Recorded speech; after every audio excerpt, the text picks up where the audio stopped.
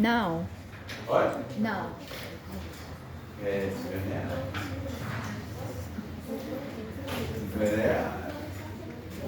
é 50 reais.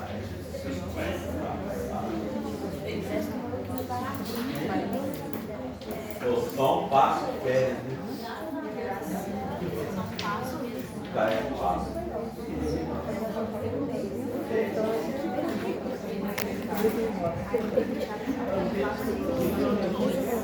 Não passa.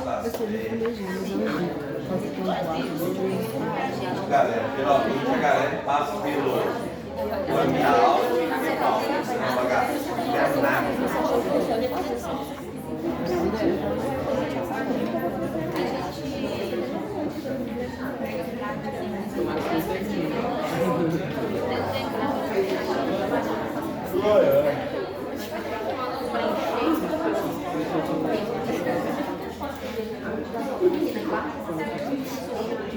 Ô, pessoal, quem me enviou as apresentações, eu preciso dela.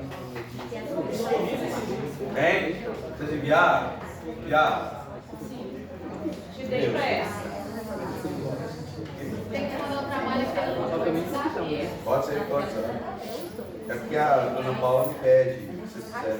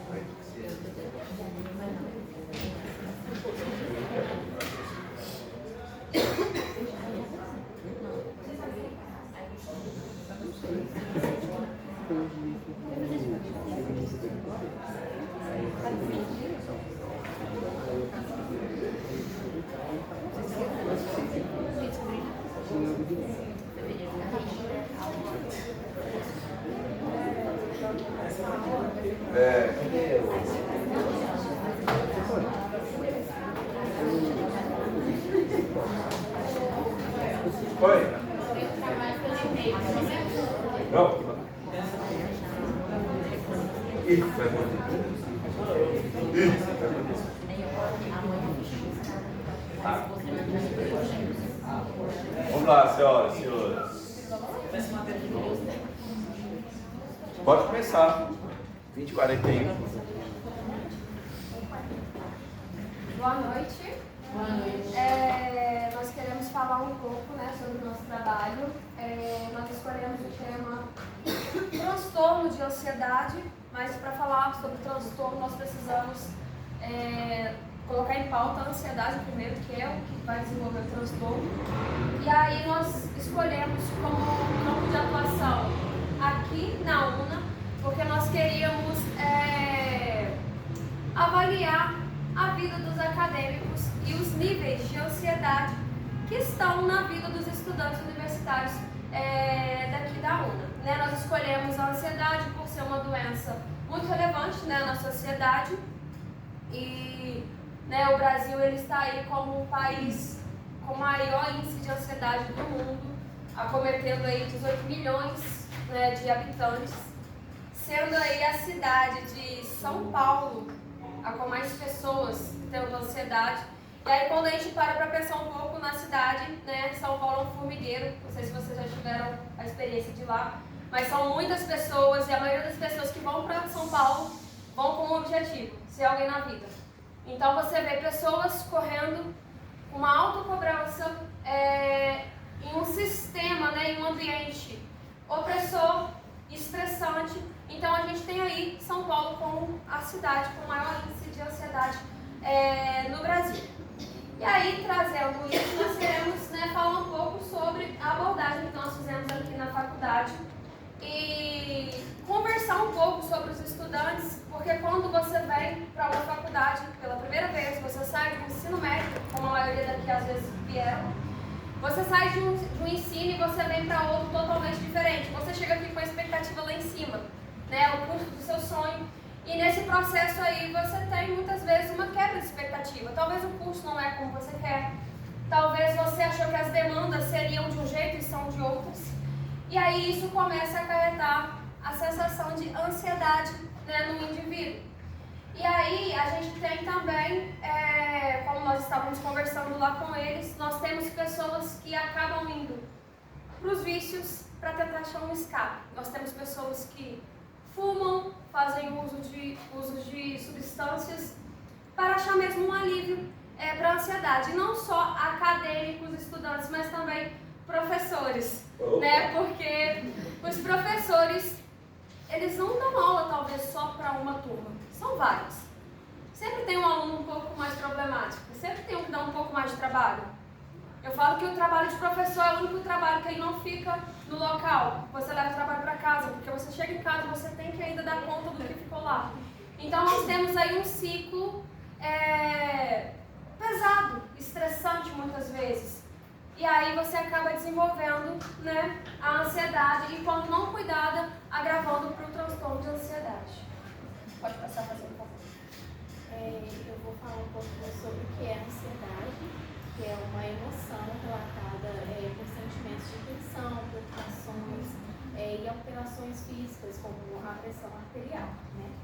É uma resposta natural do nosso corpo e ela vem assim ao estresse. E ela pode ser benéfica em situações de perigo, de desafios, né? E ela ajuda a pessoa sempre a estar em alerta, né, preparada para situações assim, de alto estresse mesmo, ou às vezes de fuga, né, de luta ou fuga. No entanto, quando essa ansiedade ela se torna mais persistente na vida da pessoa, ela se intensifica e interfere nas atividades diárias da pessoa no dia a dia, ela pode ser considerada um transtorno de ansiedade. Existem vários tipos de ansiedade, né, incluindo a ataque.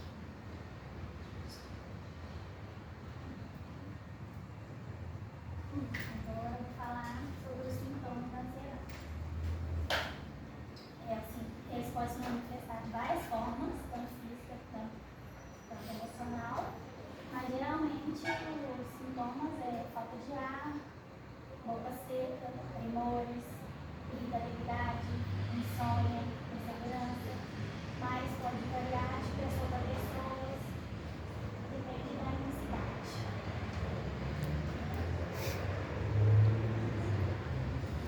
Boa noite, gente. Eu vou falar um pouco sobre o tratamento farmacológico. A gente tem as nossas conexões neurais, né? Então, para que todo o processo aconteça, você precisa de uma translocação de neurônios, uma relocação ali, entre uma sinapse e outra. E toda vez que isso vai acontecer, você tem um neurotransmissor envolvido. E quando esses neurotransmissores estão em desordem,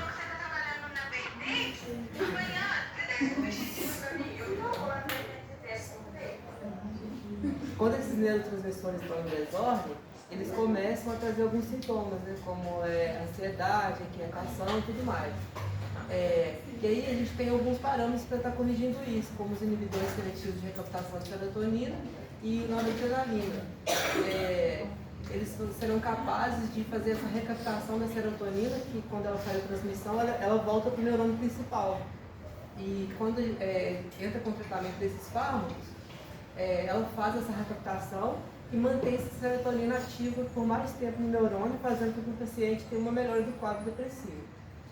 Os benzodiazepínicos, eles são seletivos do GABA, né?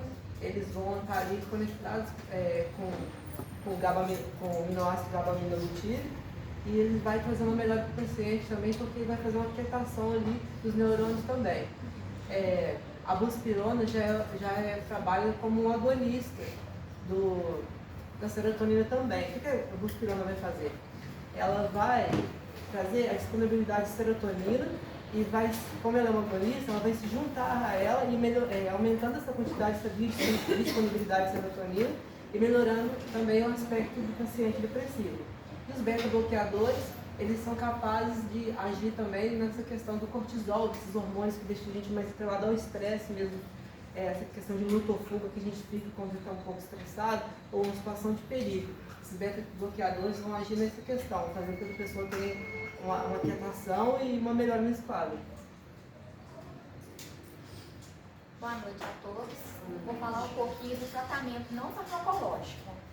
Dependendo aí do grau que está a ansiedade da pessoa, ela consegue estar fazendo alguns refúgios aí para estar não só se medicando, mas tendo uma alimentação mais saudável, uma atividade física, dormir bem, se alimentar. A acupuntura é uma coisa que ajuda muito, a meditação, psicoterapia também ajuda muito, um momento de lazer, cultura, uma coisa que dê um prazer à pessoa para ela estar saindo um pouco do foco de algum problema, alguma coisa que esteja despertando aí a ansiedade na pessoa.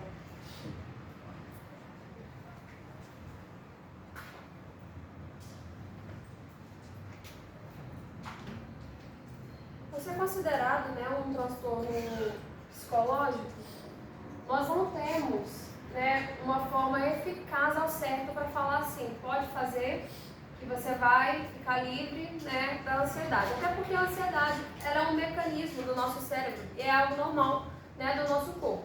Mas aí tudo é equilíbrio. É uma rotina saudável, né, aliada à prática de exercício, à alimentação saudável, a você ter um hobby para você gastar sua energia, a você não passar o tempo todo entediado, sentado, pensando na vida, no que vai acontecer amanhã, porque a maioria das pessoas com ansiedade sofrem por antecipação e às vezes coisas comuns do cotidiano se tornam um turbilhão de emoções e isso nos faz entrar em sofrimento, né? Então assim, respira, inspira e viva hoje. Não fique pensando muito no que acontecerá, né, nos próximos dias, porque basta cada dia o seu próprio bem e o seu próprio mal também. Aí a ansiedade patológica, né? A gente chega aí na questão da TAG. A ansiedade, como foi dito aqui, ela é algo comum, é um mecanismo comum. E aí ela vai ser patológica quando? Quando ela começa a ser um sentimento exacerbado que você não consegue ter autocontrole. A partir do momento que ela está ali ainda sendo benéfica e produtiva, te fazendo ter ação e gasto de energia, porque se ela é uma ação que nos faz entrar em luta ou fuga, ela nos prepara para algo. Você consegue ter a percepção se o ambiente ele é bom ou não para você, se você precisa sair ou não dali. Mas a partir do momento que ela começa a ser negativa, ela começa a te paralisar. E quando ela te paralisa, você não consegue fazer nem as coisas comuns do cotidiano, levando o organismo da pessoa ao prejuízo. Quando nós abordamos lá embaixo com os acadêmicos, nós falamos da incapacidade de exercer habilidade social, porque a ansiedade, ela te afeta de um modo que antes você não conseguia, talvez, ter um prazo de entregar algo para a faculdade. Mas depois as coisas vão evoluindo de tal forma que daqui a pouco talvez você quer largar o curso. Então, assim, quando nós conversamos com eles lá embaixo, nós podemos ver que eles foram até cômicos quando eu perguntei assim, quem é que tem ansiedade? Eles riram e falaram assim, é melhor você perguntar quem não tem, porque todo mundo tem ansiedade. E realmente, numa vida acadêmica, né, você tem demandas e eu acho que a maioria aqui concilia trabalho, casa e faculdade. E são muitas coisas para dar conta. E é por isso que às vezes a ansiedade vem. E aí nós queremos então falar do tratamento da ansiedade para você não chegar no transtorno, porque no transtorno, pode passar fazendo favor, nós não teremos uma medicação. Nós não teremos algo para você falar assim, isso aqui é não farmacológico, porque a pessoa que ela entra na TAG, ela entra em sofrimento, a pessoa ela paralisa assim, real. E é tão comum às vezes você lidar com a ansiedade e você achar que isso faz parte da sua personalidade, porque uma pessoa que tem ansiedade exagerada, ela é muito preocupada, ela quer dar conta de tudo, ela tem alta preocupação com vida profissional, vida financeira, vida familiar. E aí você fica tão habituado a sentir isso no cotidiano que você pensa assim, é da minha personalidade ser assim. Não, você está ficando doente. E isso vai te matar aos poucos. E a gente tem aí a habilidade social sendo afetada até mesmo do contato social mesmo. A pessoa que tem ansiedade, ela entra num sofrimento tão alto, tão grande, que às vezes ela não tem condição nem de ter contato social. E aí a gente tem, né, falando aí mais uma vez, esse equilíbrio para manter a pessoa. A gente vai ter a medicação, você vai procurar ajuda, você vai fazer um acompanhamento, o psiquiatra ele vai estudar o seu caso, ele vai analisar e ele vai te falar o que você deve fazer. Cada corpo é um corpo, cada indivíduo é um indivíduo. Isso não é receita de bolo. Então procure ajuda, procure um psiquiatra para você saber o que é melhor para você e aliar isso a uma vida saudável.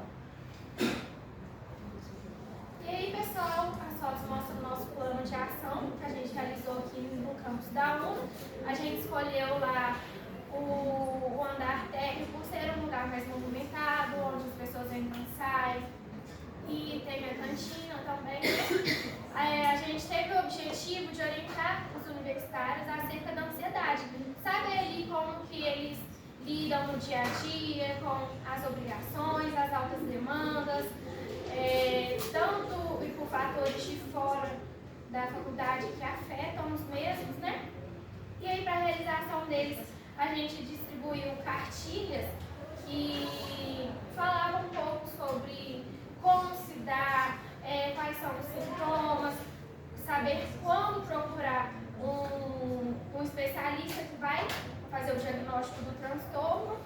E teve também, volta lá para mim, por favor, a gente entregou um caça-palavras para eles procurarem palavras de motivação, né? Situações que os tiram da ansiedade, que pode ser tratada. A gente também quis recorrer sobre como eles lidam a situação de medicamentos, se possuem vícios, né? Porque medicamento é muito bom, mas à medida que é usado em excesso incorretamente, pode ser muito prejudicial à saúde, né? Pode seguir, por favor. Esse aí é o nosso mapa mental, que a gente fez um resumão. Pode colocar, por favor. A gente abordou os sintomas, classificação de transtornos, suas causas. Pode passar. O diagnóstico, patogênese, objetivos, o tratamento farmacológico e o não farmacológico. E explica um pouco do campo de atuação dele também. Tem um pouco de tudo. Essa é a nossa cartilha, né? Ali na primeira parte fala sobre como é desagradável no dia a dia, a buscar ajuda. Pode passar. Como o corpo responde com sintomas, com sentimentos. E também fala sobre os fármacos. Tratamento não farmacológico e farmacológico. Boa noite, pessoal. Concluindo o nosso trabalho, a respeito do transtorno de ansiedade, a gente chegou a observar, de acordo com os nossos estudos e com as nossas pesquisas, que a grande maioria das pessoas jovens, sejam pessoas idosas também, pessoas jovens e adultas, eles têm ou têm picos de ansiedade, principalmente quando há mudanças muito extremas na vida da pessoa. A gente também identificou que os maiores sintomas que eles sentem são sudorese, tremedeira, angústia profunda e muito grande, né? E além de que a falta de conhecimento e a falta de informação também acarreta na pessoa acabar se automedicando, o que acaba fazendo que a ansiedade ela até fique mais profunda. Então, o meio mais viável da gente começar a procurar, investigar e também amenizar a ansiedade é realmente você buscar ajuda médica, seja ela com psiquiatra, seja ela com psicólogo. Por isso, se a ansiedade ela afeta a sua vida significativamente, se ela te impede de fazer as tarefas do cotidiano e te paralisa, procure ajuda. Falar é o primeiro passo para salvar a sua vida.